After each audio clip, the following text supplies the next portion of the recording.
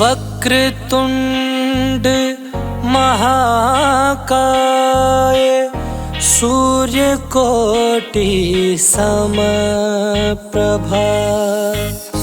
निर्विघ्नं कुरु मे देव सर्वकार्येषु सर्वदा। ॐ गणपतये नमो नमः, सिद्धिविनायक नमो नमः, अष्टविनायक नमो नमः, गणपति बप्पा मोरया। ॐ गणपतये नमो नमः, श्री सिद्धिविनायक नमो नमः, अष्टविनायक नमो नमः, गणपति बप्पा मोरया। ॐ गणपतये नमो नमः, सिद्धिविनायक नमो नमः, अष्टविनायक नमो नमः, गणपति बप्पा मोरया। ॐ गणपतये नमो नमः, श्री सिद्धिविनायक नमो नमः, अष्टविनायक नमो नमः, गणपति बप्पा मोरया। ॐ गणपतये नमो नमः, सिद्धिविनायक नमो नमः, अष्टविनायक नमो नमः, गणपति बप्पा मोरया। ॐ गणपतये नमो नमः, सिद्धिविनायक नमो नमः, अष्टविनायक नमो नमः, गणपति बप्पा मोरया।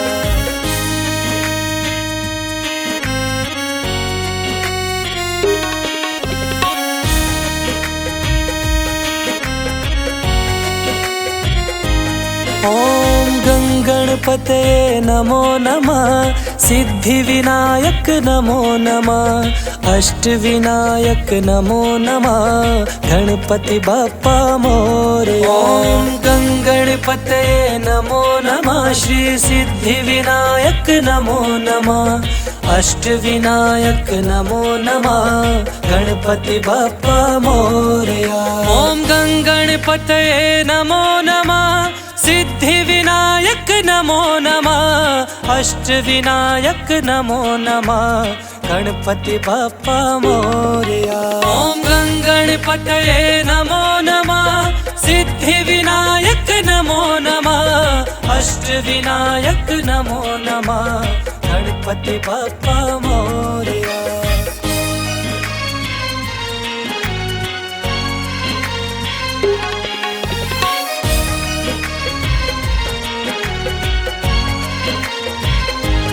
ॐ गणपतये नमो नमः, सिद्धिविनायक नमो नमः, अष्टविनायक नमो नमः, गणपति बप्पा मोरया। ॐ गणपतये नमो नमः, श्री सिद्धिविनायक नमो नमः, अष्टविनायक नमो नमः, गणपति बप्पा मोरया।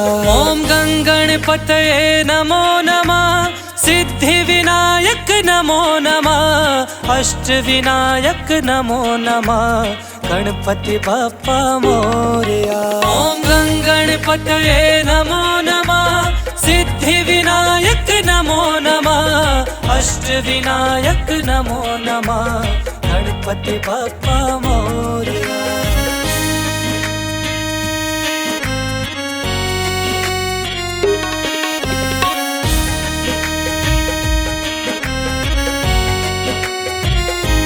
ॐ गणपतये नमो नमः, सिद्धिविनायक नमो नमः, अष्टविनायक नमो नमः, गणपति बप्पा मोरया। ॐ गणपतये नमो नमः, श्री सिद्धिविनायक नमो नमः, अष्टविनायक नमो नमः, गणपति बप्पा मोरया। ॐ गणपतये नमो नमः, सिद्धिविनायक नमो नमः, अष्टविनायक नमो नमः, गणपति बप्पा मोरया। ॐ गणपतये नमो नमः, सिद्धिविनायक नमो नमः, अष्टविनायक नमो नमः, गणपति बप्पा मोरया।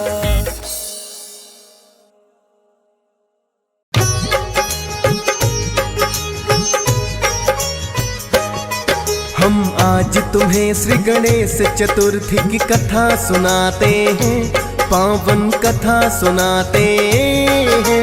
क्यों करते हैं विसर्जन इनका तुम्हें बताते हैं, हम कथा सुनाते हैं। हम आज तुम्हें श्री गणेश चतुर्थी की कथा सुनाते हैं, पावन कथा सुनाते हैं। क्यों करते हैं विसर्जन इनका तुम्हें।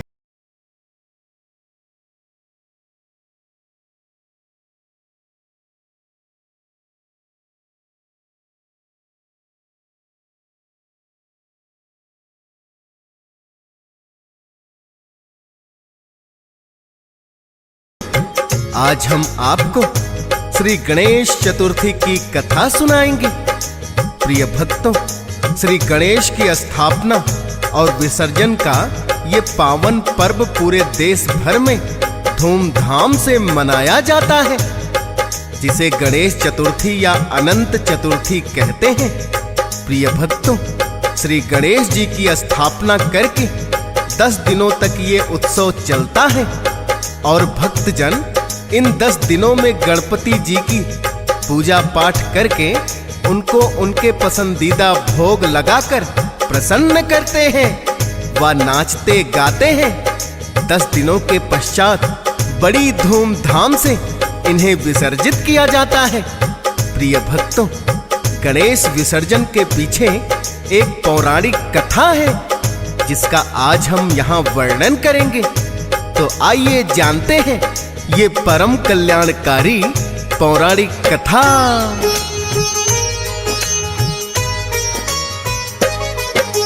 प्रथम पूजनीय श्री गणेश है, लिपिकार भी कुशल है। सिमर के उनके नाम को होता भक्तों का मंगल है।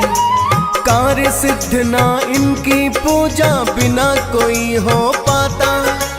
विघ्न विनाशक श्री गणेश है, रिद्धि सिद्धि के दाता।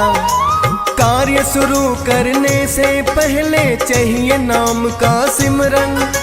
कर देते हैं नष्ट गणेश जी बाधा और विघ्न। पृथ्वी की जगह माता पिता का चक्कर जब है लगाया, भोलेनाथ से प्रथम पूजनीय का वरदान है पाया। महाभारत का रचनाकार भी इन्हें बताते हैं, पावन कथा सुनाते हैं। क्यों करते हैं विसर्जन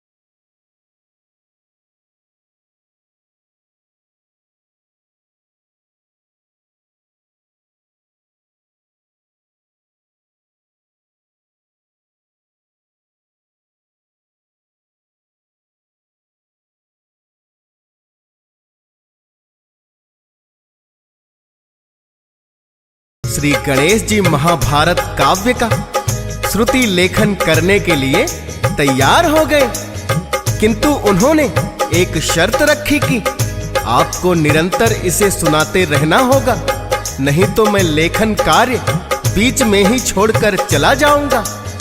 वेद व्यास जी ने गणेश जी की यह शर्त मान ली, किंतु वेद व्यास जी ने भी गणेश जी के सामने एक शर्त रखी कि जो श्लोक और वाक्य पूर्ण रूप से समझ में आए उन्हें ही लिखना। गणेश जी इसके लिए तैयार हो गए और महाभारत के इस महाकाव्य के लेखन का कार्य आरंभ हो गया। प्रिय भक्तजनों, वेद व्यास जी जो जो बोलते गए, श्री गणेश जी उसे तत्काल ही लिख देते हैं। एक समय ऐसा आया जबकि लिखते लिखते गणेश जी की लेखनी ही टूट गई। लेखन में कोई बाधा ना आए, इसके लिए गणेश जी ने अपना एक दंत तोड़कर अति शीघ्र ही उसकी लेखनी बनाई और निर्विघ्न लिखने का काम करते रहे। वेद व्यास जी निरंतर नेत्र बंद किए हुए श्री गणेश जी को महाभारत काल का एक एक प्रसंग विस्तार पूर्वक बता रहे थे और श्री गणेश जी उसे लिखते जा रहे थे।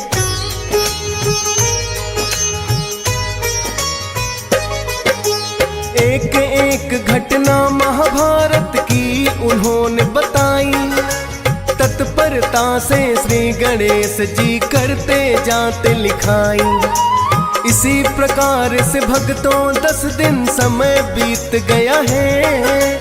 महाभारत काव्य का समापन तब जाकर हुआ है। हुआ समापन, वेद व्यास ने नेत्र भी खोल दिए हैं।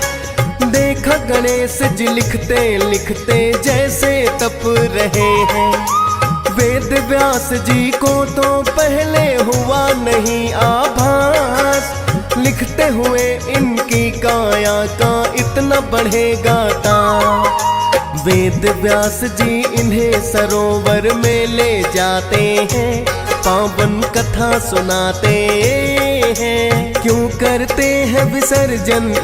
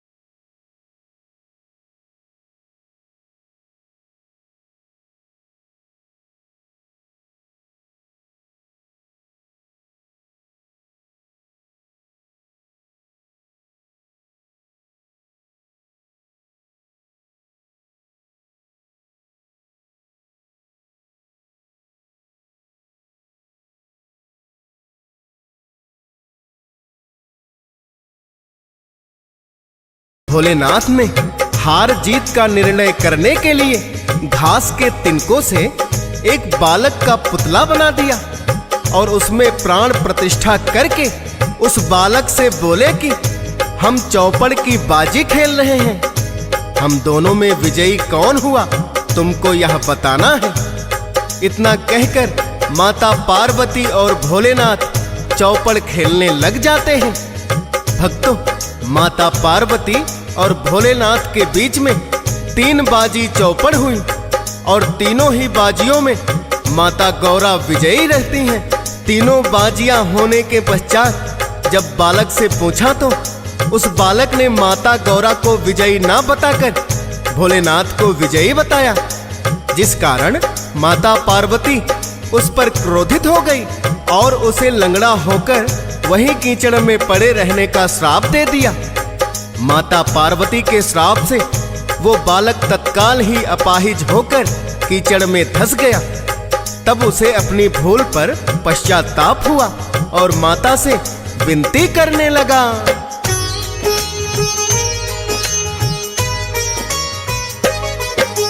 हुआ अज्ञान के कारण ही है माता मुझसे पाप, अपनी भूल पर मुझको भी अब हो रहा पश्चाताप। मैं तो हूँ नादान, भूल का यही कारण है, मुझे बतलाए माता क्या कोई इसका निवारण है। भोलेनाथ ने कहा क्षमा इस बालक को कर दो, श्राप मुक्त हो जाए ऐसा कोई इसे वर दो। इतना सुनकर माता का भी हृदय पिघल गया है, लगी सोचने इसको मैंने श्राप तो दे दिया है। किंतु श्राप मुक्ति के उपाय भी किए जाते हैं, पावन कथा सुनाते हैं, क्यों करते हैं विसर्जन इनका तुम्हें बताते।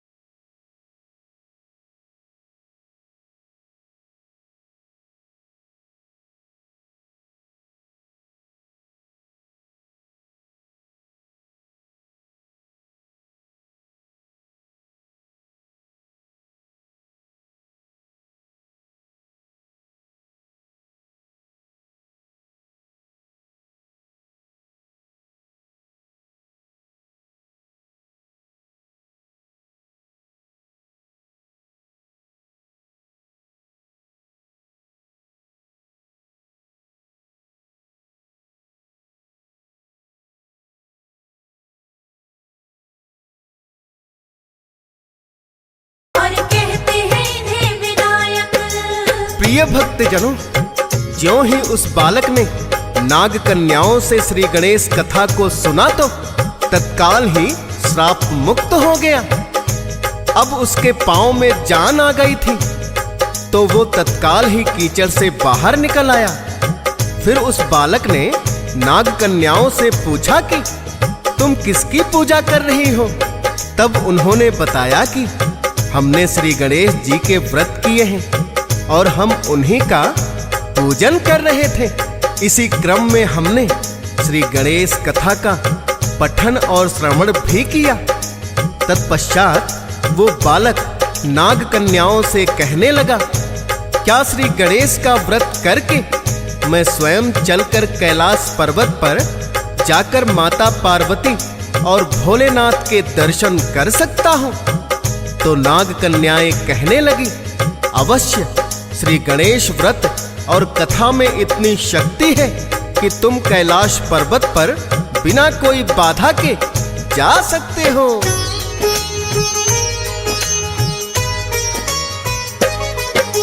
श्री गणेश के व्रत लगा है फिर वो बालक करने, शिव गौरा के दर्शन की है इच्छा उसके मन में।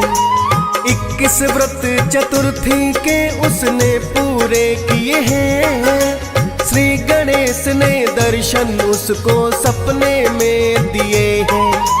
कहने लगे कि इच्छा पूर्ण कर लो, तुम जाओ जाकर के कैलाश पे दोनों के दर्शन पाओ। अगले दिन ही वो बालक कैलाश पे आया है, शिव गौरा के चरणों में आकर शीश झुकाया है। श्री गणेश जी ही सपने में उसे बताते हैं, पावन कथा सुनाते हैं, क्यों करते हैं विसर्जन।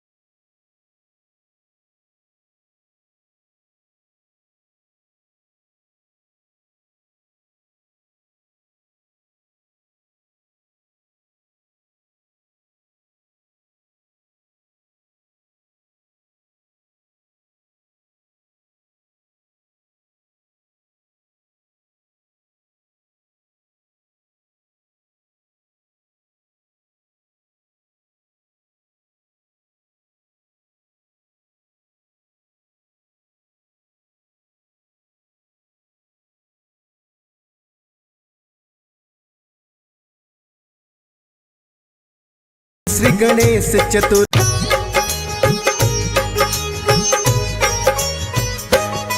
हम आज तुम्हें श्री गणेश चतुर्थी की कथा सुनाते हैं, पावन कथा सुनाते हैं। क्यों करते हैं विसर्जन इनका तुम्हें बताते हैं, हम कथा सुनाते हैं। हम आज तुम्हें श्री गणेश चतुर्थी की कथा सुनाते हैं, पावन कथा सुनाते हैं। क्यों करते हैं विसर्जन इनका तुम्हें बताते हैं, हम कथा सुनाते हैं। गणपति है विघ्न विनाशक और कहते हैं इन्हें विनायक। गणपति है विघ्न विनाशक और कहते हैं इन्हें विनायक। प्रिय भक्तजनों, आज हम आपको श्री गणेश चतुर्थी की कथा सुनाएंगे।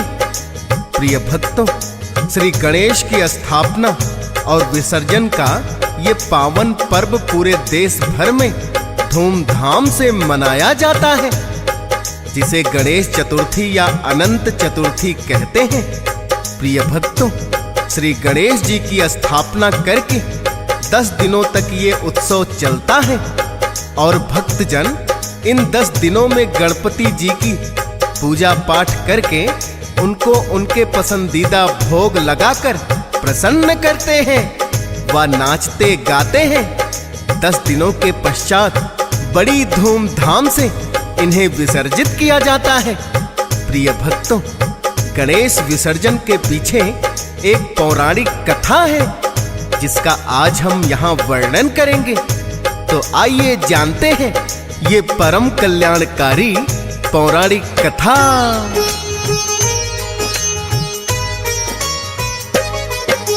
प्रथम पूजनीय श्री गणेश हैं, लिपिकार भी कुशल हैं। सिमर के उनके नाम को होता भक्तों का मंगल है। कार्य सिद्ध ना इनकी पूजा बिना कोई हो पाता। विघ्न विनाशक श्री गणेश हैं, रिद्धि सिद्धि के दाता। कार्य शुरू करने से पहले चाहिए नाम का सिमरन। कर देते हैं नष्ट गणेश जी बाधा और विघ्न। पृथ्वी की जगह माता पिता का चक्कर जब है लगाया, भोलेनाथ से प्रथम पूजनीय का वरदान है पाया। महाभारत का रचनाकार भी इन्हें बताते हैं, पावन कथा सुनाते हैं। क्यों करते हैं विसर्जन इनका तुम्हें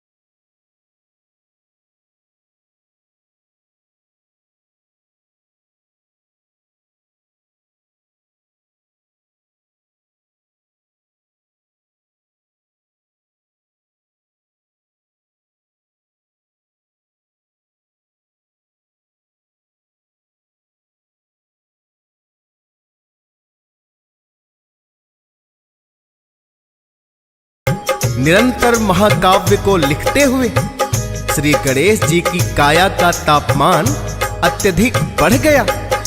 जब वेद व्यास जी ने महाभारत काव्य का समापन करके नेत्र खोले तो देखा कि लिखते लिखते गणेश जी की काया का तापमान अत्यधिक बढ़ गया, तो उन्हें एक शीतल सरोवर में ले जाकर स्नान करवाया। प्रिय भक्तों, क्योंकि गणेश जी ने 10 दिनों तक निरंतर बिना विश्राम के और बिना खाए पिए महाभारत काव्य का श्रुत लेखन किया था, इसलिए भक्तजनों 10 दिनों तक उन्हें स्थापित करके उनके मनपसंद भोग लगाते हैं और 10 दिनों पश्चात उन्हें विसर्जन करने के लिए लेकर जाते हैं।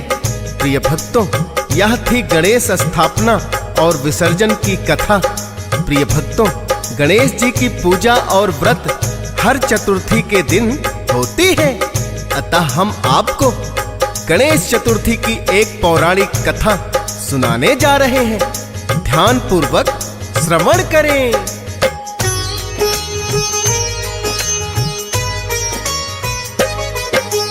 भोलेनाथ और माता पार्वती एक दिन धरा पे आए।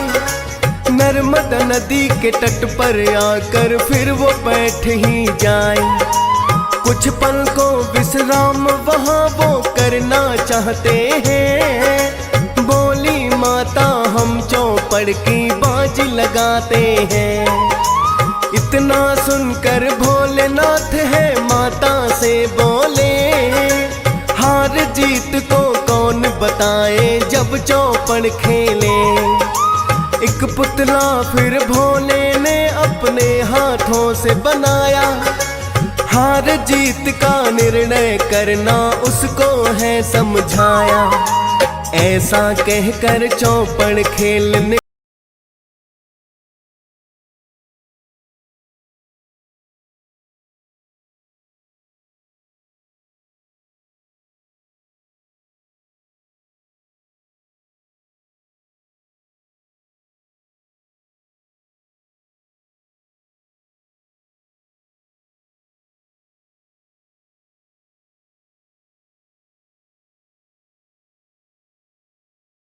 नाथ ने हार जीत का निर्णय करने के लिए घास के तिनकों से एक बालक का पुतला बना दिया और उसमें प्राण प्रतिष्ठा करके उस बालक से बोले कि हम चौपड़ की बाजी खेल रहे हैं। हम दोनों में विजयी कौन हुआ तुमको यह बताना है। इतना कहकर माता पार्वती और भोलेनाथ चौपड़ खेलने लग जाते हैं। भक्तों, माता पार्वती और भोलेनाथ के बीच में 3 बाजी चौपड़ हुई और तीनों ही बाजियों में माता गौरा विजयी रहती हैं। तीनों बाजियां होने के पश्चात जब बालक से पूछा तो उस बालक ने माता गौरा को विजयी ना बताकर भोलेनाथ को विजयी बताया, जिस कारण माता पार्वती उस पर क्रोधित हो गई और उसे लंगड़ा होकर वहीं कीचड़ में पड़े रहने का श्राप दे दिया।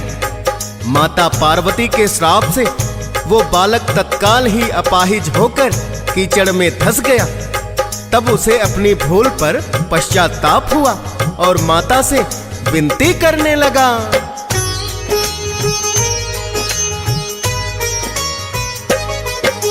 हुआ अज्ञान के कारण ही है माता मुझसे पाप। अपनी भूल पर मुझको भी अब हो रहा पश्चाताप।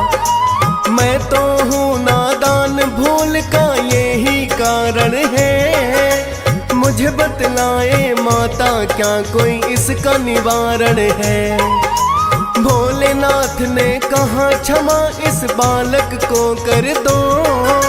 श्राप मुक्त हो जाए ऐसा कोई इसे वर दो। इतना सुनकर माता का भी हृदय पिघल गया है। लगी सोचने इसको मैंने श्राप तो दे दिया है, किंतु श्राप मुक्ति के उपाय भी किए जाते हैं। पावन कथा सुनाते हैं, क्यों करते हैं विसर्जन इनका तुम्हें बता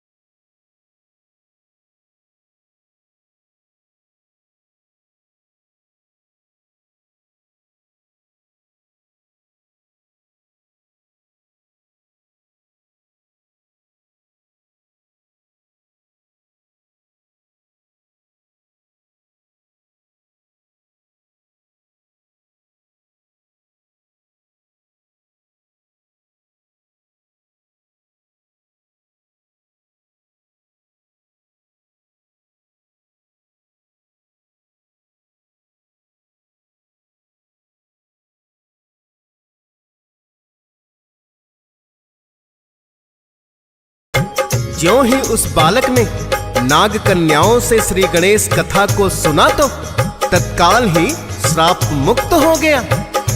अब उसके पांव में जान आ गई थी, तो वो तत्काल ही कीचड़ से बाहर निकल आया। फिर उस बालक ने नाग कन्याओं से पूछा कि तुम किसकी पूजा कर रही हो? तब उन्होंने बताया कि हमने श्री गणेश जी के व्रत किए हैं और हम उन्हीं का पूजन कर रहे थे। इसी क्रम में हमने श्री गणेश कथा का पठन और श्रवण भी किया। तत्पश्चात वो बालक नाग कन्याओं से कहने लगा, क्या श्री गणेश का व्रत करके मैं स्वयं चलकर कैलाश पर्वत पर जाकर माता पार्वती और भोलेनाथ के दर्शन कर सकता हूं? तो नाग कन्याएं कहने लगी, अवश्य। श्री गणेश व्रत और कथा में इतनी शक्ति है कि तुम कैलाश पर्वत पर बिना कोई बाधा के जा सकते हो।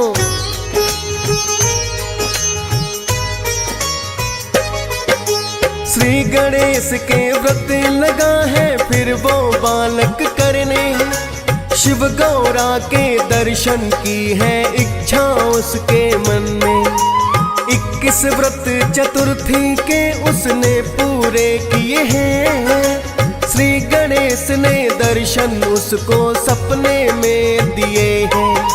कहने लगे कि इच्छा पूर्ण कर लो तुम जाओ, जाकर के कैलाश पे दोनों के दर्शन पाओ।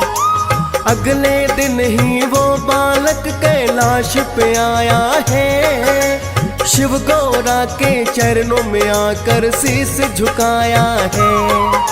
श्री गणेश जी ही सपने में उसे बताते हैं, पावन कथा सुनाते हैं।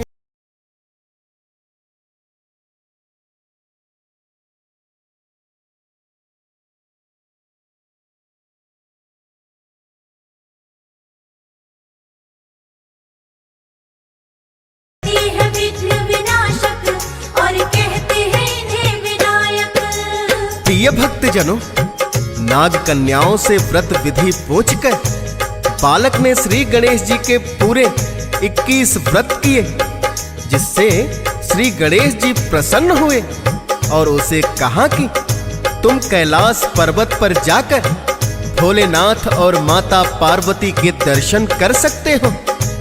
तो वो बालक अगले दिन ही कैलाश पर्वत पर चला आया तथा भोलेनाथ और माता पार्वती के दर्शन किए। तब भोलेनाथ पूछने लगे, तुमने ऐसा क्या उपाय किया जिससे तुम कैलाश पर्वत तक पहुंच गए? तो उस बालक ने बताया कि नाग कन्याओं के मुख से कथा सुनकर और श्री गणेश की व्रत विधि जानकर मैंने श्री गणेश के 21 व्रत पूर्ण किए और कथा श्रवण किया, जिसके फल स्वरूप मैं आपके दर्शन पा सका।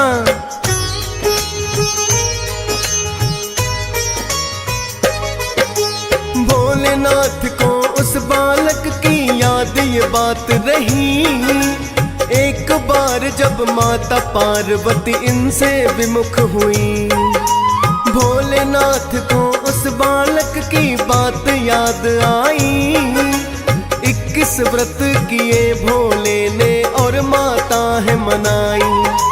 माता ने फिर भोलेनाथ से आकर पूछा है, मुझे बता दो भोलेनाथ क्या तुमने उपाय किया है, जिसके कारण मिलने को मैं तुमसे हुई व्याकुल। कहते हैं वो ये तो है श्री गणेश व्रत का फल, इच्छा पूर्ण हो जाती जैसा भी चाहते हैं, पावन कथा सुनाते हैं। क्यों करते हैं विसर्जन इन